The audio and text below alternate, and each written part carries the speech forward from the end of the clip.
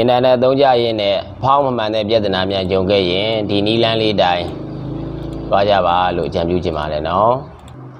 live ပေါ်မှာတစ်ခါတည်းမှာဖောင်းနေ install လုပ်မထားတာတွေလည်းရှိတယ်ပေါ့နော်ဒီတချို့ကြတော့လဲ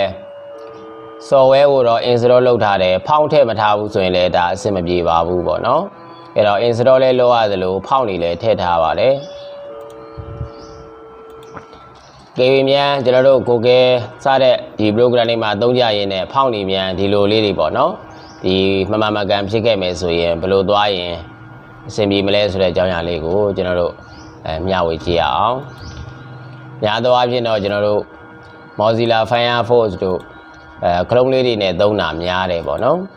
အဲ့ဒီကကျတော့ကျွန်တော်တို့ဘယ်လိုသွားမလဲဆိုရင်ဒီဘက်မှာဒီ Chrome ရဲ့ဒီဘက်ညာဘက်အပေါ်ထိပ်လေးမှာဒီဘက်မှာအဆက်ပြောက်လေး၃ခုရှိတယ်ပေါ့အဲ့ဒီအဆက်ပြောက်လေးကိုနှိပ်လိုက်ပါအဲ့လေးလိုနှိပ်လိုက်တဲ့အခါမှာဆိုရင်ဒီဘက်မှာ setting ဆိုပြီးတော့တည်တံ့ရှိတယ် setting လေးရှိပါတယ်เนาะအဲ့ setting လေးကိုတစ်ချက်နှိပ်လိုက်ပါ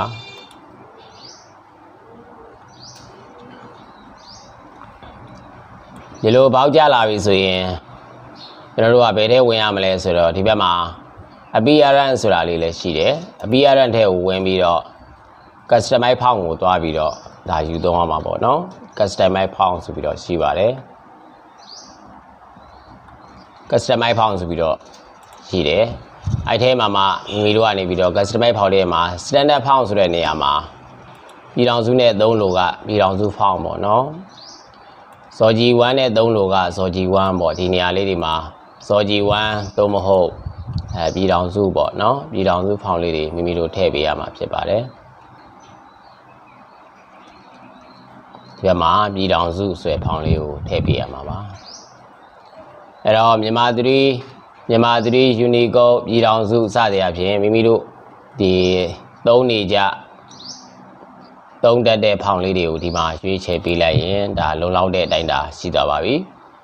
ဒီနေရာနေပြီးတော့မိမိတို့ဒီ customize ဖောင်လေးရမှာ standard ဖောင်မှာပြည်ထောင်စုဇော်ကြီးစတဲ့ဖောင်တွေကိုရွေးချယ်ပြီးရင်ဒါလုံလောက်တဲ့အတိုင်းတာရှိပါပြီအကယ်၍မှဒီဘက်ဘားတွေမှာရှားတာခက်တယ်လို့ထင်ရင်မိမိတို့ဒီဘက်မှာဒီ setting ဘောက်ကိုနှိပ်လိုက်တာနဲ့setting ကိုနှိပ်လိုက်တာနဲ့ဒီဘက်မှာအပေါ်မှာကျွန်တော်တို့ search box လည်းရှိပါတယ်เนาะ search setting ဆိုပြီးတော့ရှိတယ်အဲ့ဒီနေရာမှာ font ဆိုပြီးတော့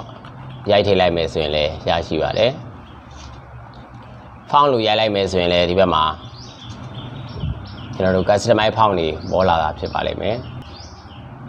ဒီအောက်မှာ font size တွေနေရာမှာလည်းပဲမိမိတို့ကမျက်လုံးအားနေတယ်ဆိုရင်font size ကိုကြီးတာတွေပေါ့နော်ဒီကြီးတဲ့ size တွေတော်တော်များများကတော့ဒီဘက်မှာ medium လို့ခေါ်တဲ့အလေလက် font size လောက်ပဲသုံးကြတာများတယ်ပေါ့နော်ကိုကမှနည်းနည်းလေးမျက်လုံးအားနေတာတို့အားရပါရဖတ်ချင်တယ်ဆိုရင်စလုံးဖောင်ကြီးတဲ့ပုံစံတွေဒီမှာရွေးချယ်နိုင်ပါတယ်ပြီးသားပြီဆိုရင်ဒီဘက်မှာလည်းပဲဖောင်လို့ရိုက်လိုက်တဲ့အခါမှာ customize font ဆိုတာရှိပါတယ်ဒီမှာကျွန်တော်ဆောင်းတော့ပြည်ထောင်စုကိုရွေးထားတဲ့အတွက်ကြောင့်မလို့ဒီဘက်မှာပြည်ထောင်စု font ပေါ်နေတာဖြစ်ပါတယ်เนาะဒါဆိုရင်တော့ကျွန်တော်တို့ဖောင်းကမှန်ကန်တဲ့အပိုင်းနဲ့ရောက်ရှိသွားပါပြီအဆင်ပြေသွားပါပြီပေါ့နော်အားလုံးအဆင်ပြေကြမယ်လို့ထင်ပါတယ်ဗျာ